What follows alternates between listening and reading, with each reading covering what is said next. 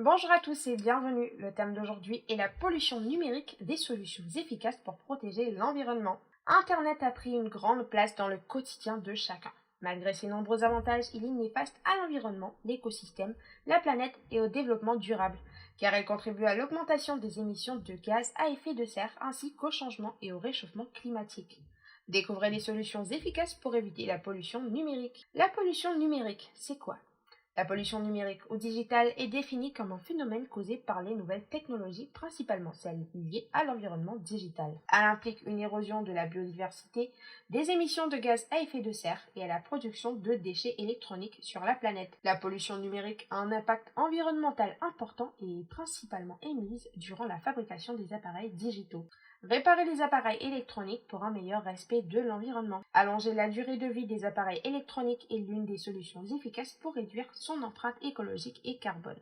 Selon l'Agence du climat, ces gadgets ont un bilan carbone élevé et représentent 47% des émissions de CO2, dioxyde de carbone.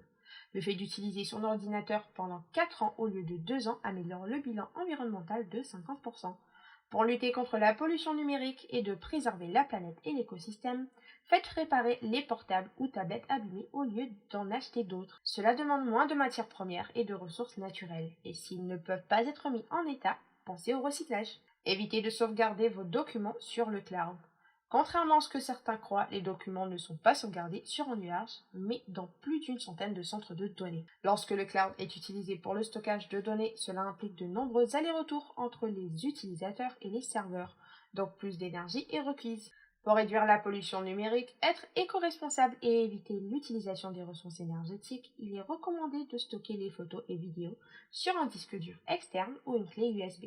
Pollution numérique. Faites le tri dans la boîte mail. Pour lutter contre la pollution numérique et son impact sur la planète et l'écosystème, supprimez régulièrement les mails de la boîte de réception pour y faire de la place. Une autre des solutions efficaces est d'éliminer les courriels qui contiennent des pièces jointes trop lourdes. Il est aussi conseillé de compresser les documents lors de l'envoi et de ne pas cliquer sur Répondre à tous. Organisez les onglets pour limiter la pollution numérique car ils augmentent la consommation d'énergie. C'est tout pour aujourd'hui et restez connectés pour retrouver de nombreuses actus de ce genre. Je vous dis à très bientôt.